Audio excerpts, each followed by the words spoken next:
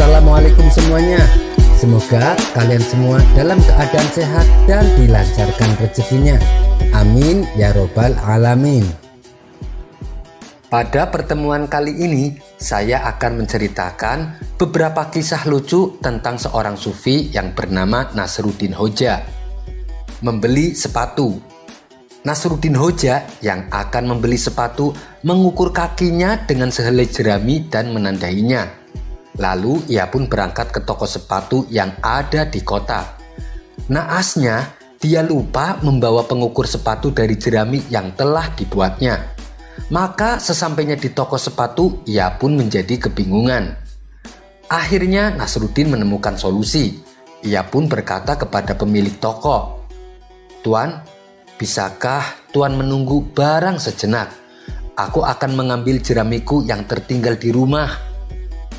Tanpa menunggu jawaban, Nasruddin bergegas pulang mengambil jerami pengukur kakinya.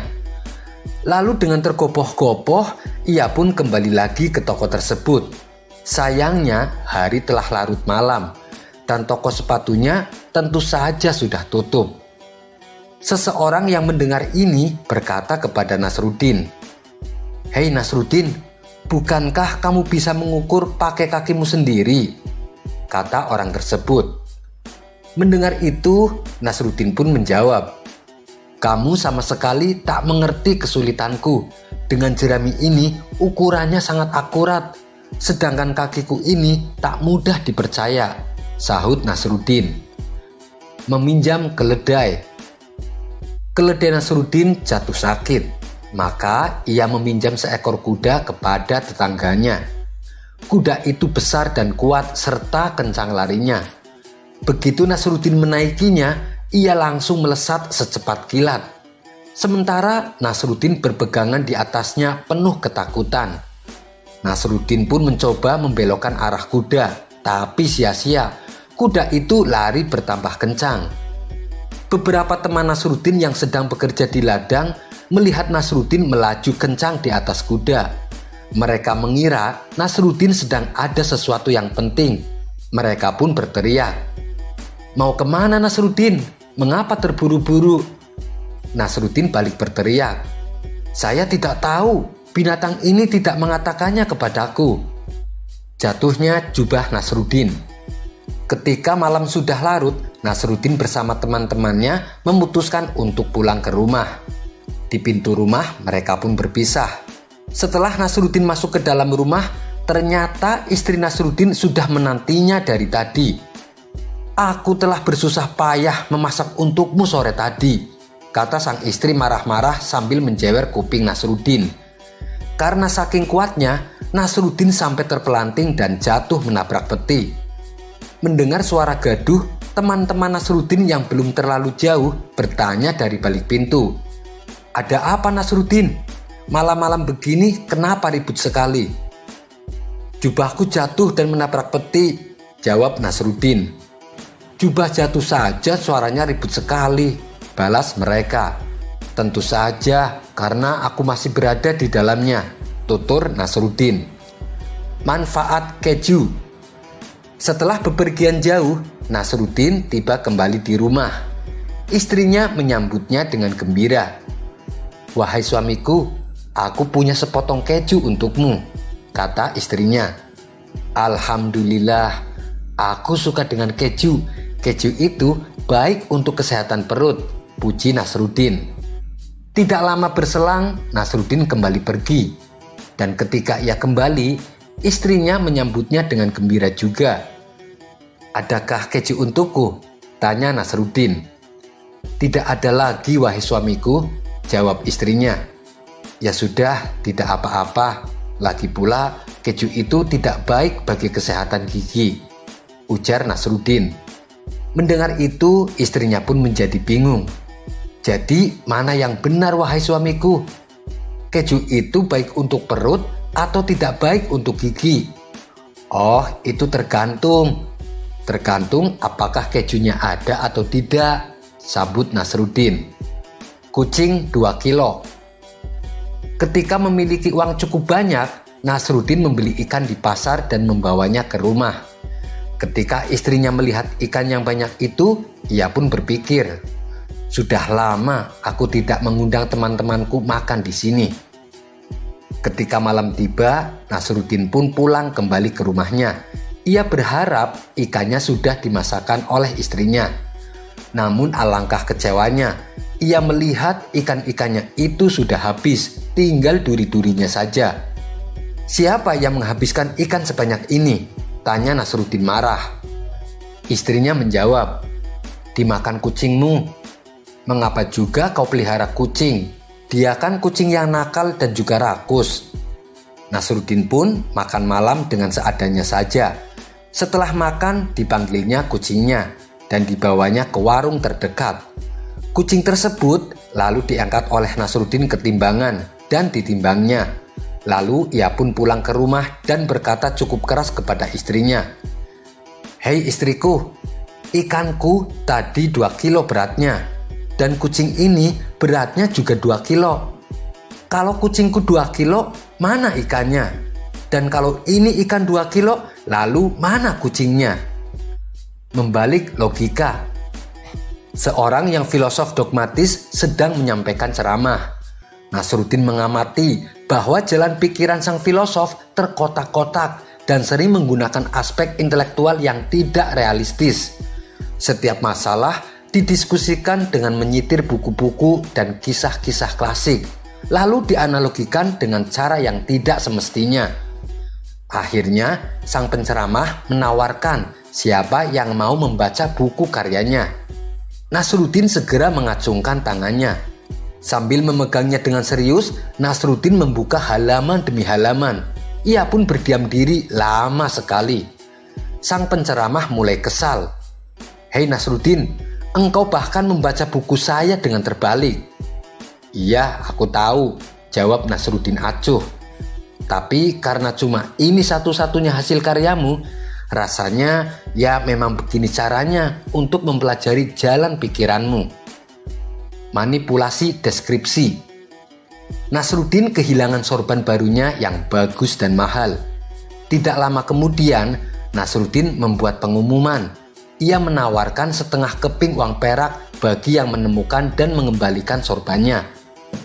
Seseorang protes kepada Nasruddin, "Hei Nasruddin, kalau upahnya cuma segitu, penemunya tentu tidak akan mengembalikan sorbanmu. Hadiahnya tidak sebanding dengan harga sorbanmu yang hilang." "Oh, kalau begitu aku tambahkan bahwa sorban itu sudah tua, kotor, dan sobek-sobek." Belajar bahasa Kurdi. Tetangga Nasruddin ingin belajar bahasa Kurdi, maka ia minta diajari Nasruddin. Sebetulnya Nasruddin juga belum bisa bahasa Kurdi, kecuali hanya beberapa patah kata saja. Tapi karena tetangganya memaksa, ia pun akhirnya bersedia. "Baiklah, kita mulai pelajarannya. Kita mulai dengan sop panas.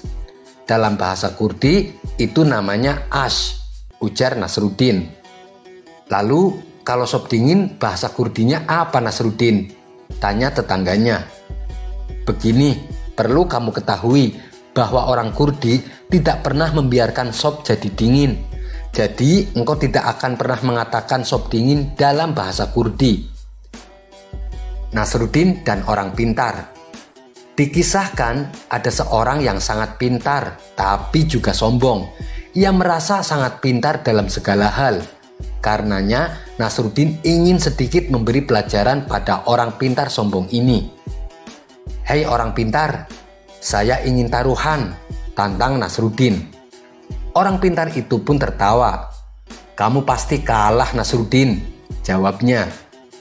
"Tentu saja, Anda kan pintar, sedangkan saya orang bodoh. Tapi bolehlah kita coba," tutur Nasruddin. "Peraturannya begini, jika Anda tidak dapat menjawab pertanyaan saya, maka Anda harus memberi saya 10 dirham. Sedangkan jika saya tidak dapat menjawab pertanyaan Anda, maka saya harus membayar 1 dirham, kata Nasruddin. Orang pintar itu pun melotot. "Itu tidak adil Nasruddin," ujarnya. "Justru adil Tuan.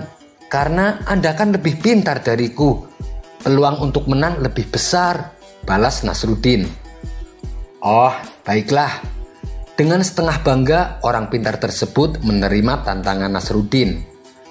Saya duluan ya yang bertanya, pinta Nasruddin.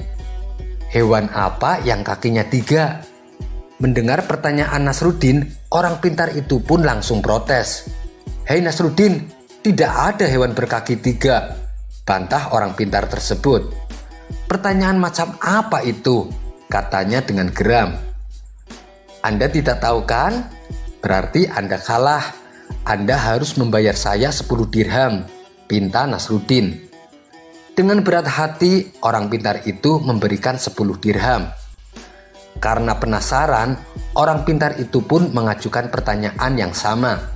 Sekarang giliran saya Nasruddin. Hewan apa yang kakinya 3? Tanya orang pintar tersebut. Waduh, maaf saya tidak tahu, kata Nasruddin sambil menyerahkan 1 dirham. Ia pun melenggang pergi dengan membawa uang sisa 9 dirham. Mimpi paling religius.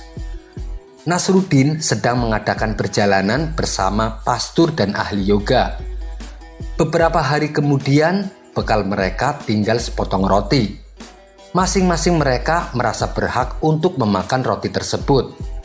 Setelah debat seru, akhirnya mereka bersepakat akan memberikan roti itu bagi siapa saja yang mengalami mimpi paling indah. Maka tidurlah mereka bertiga. Pagi harinya saat bangun, pastur bercerita, tadi malam aku bermimpi indah sekali. Aku melihat Kristus membuat tanda salib.